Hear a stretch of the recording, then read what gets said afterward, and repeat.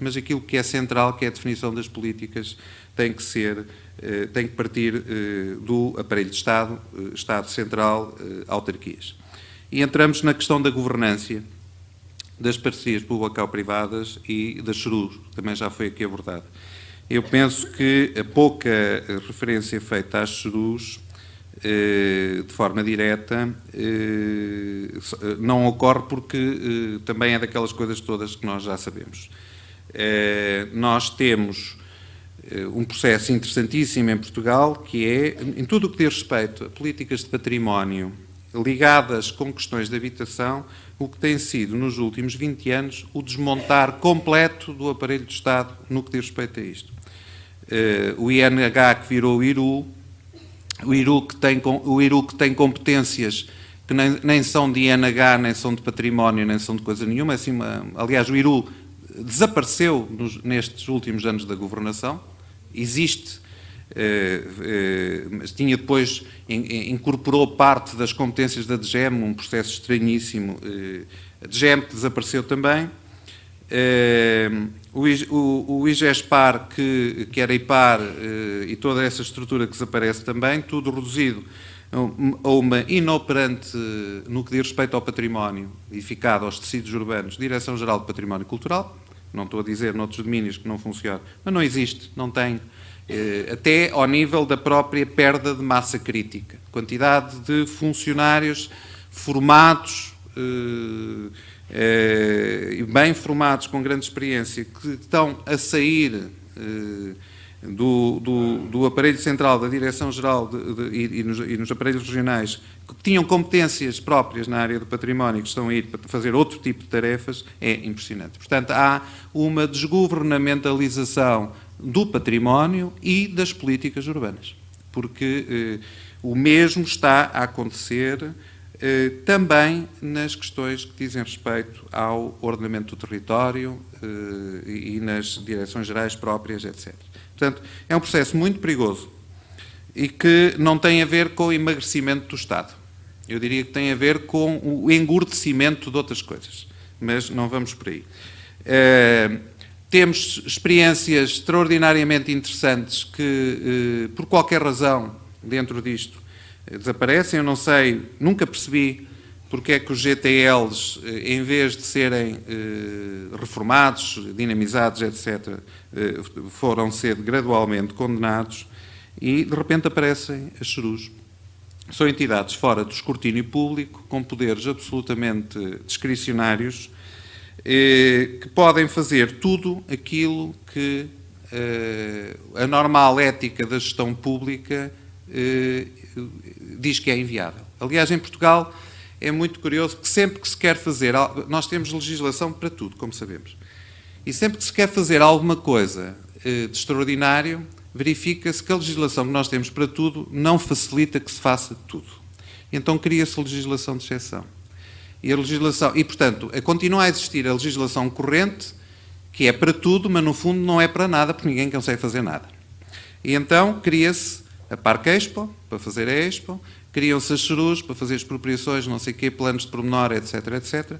Depois, como era muito difícil fazer planos de pormenor e áreas de reabilitação urbana, a última reforma da lei, na qual o ICOMOS confiou em mim para ir à Assembleia da República defender o indefensável, porque já estava tudo decidido, neste momento é possível considerar reabilitação urbana o que quer que seja.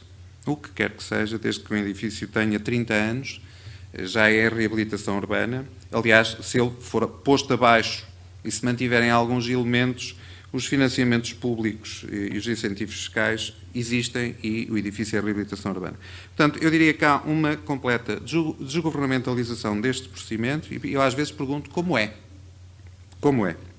Aliás, como é que ainda não se fizeram mais disparates? Esta, para mim, é a grande questão.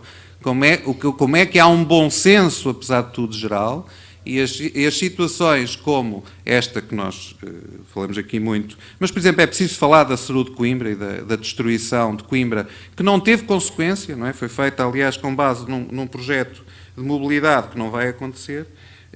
Como é que, apesar de tudo, só se fez aquilo?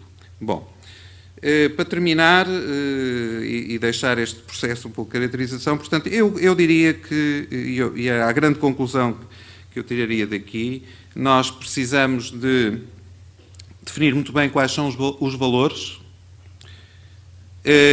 lembrarmos-nos de quais são os princípios, porque também, no meio desta voragem toda, esquecemos muito quais são os... Estou a falar de princípios técnicos, arquitetónicos, estéticos, mas também éticos, e depois definir as políticas. Eu acho que há aqui um processo que tem de fazer este percurso.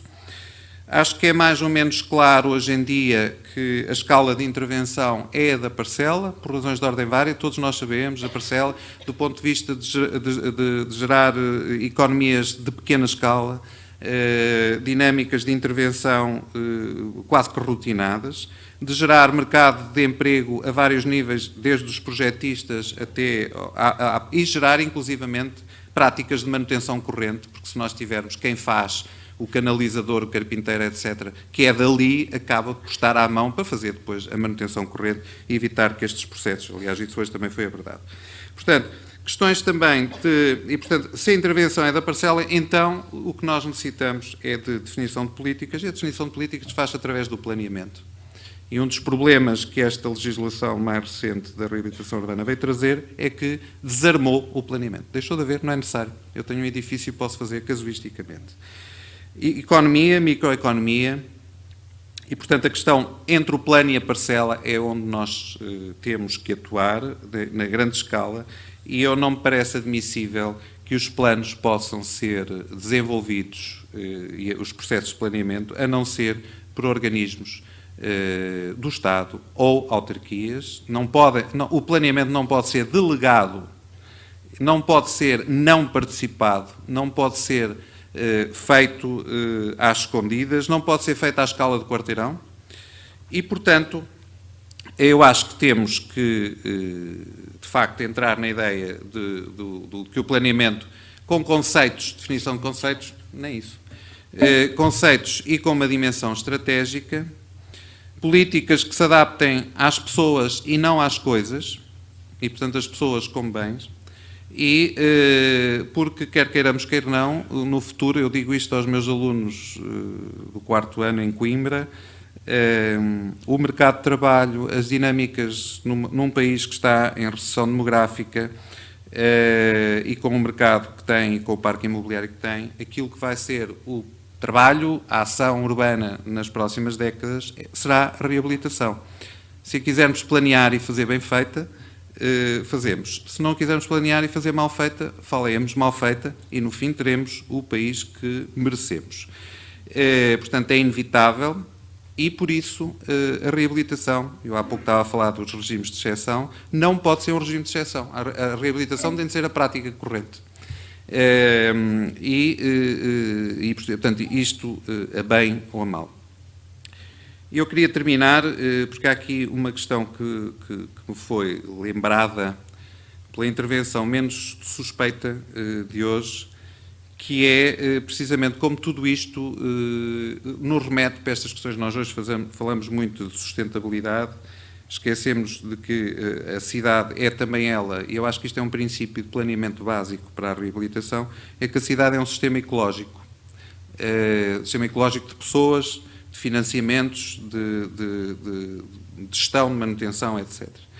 E, portanto, a intervenção dos balões, para além de ter sido quase comovente do ponto de vista de vários pontos de vista, do envolvimento da população, do significado, da singeleza, da beleza, etc.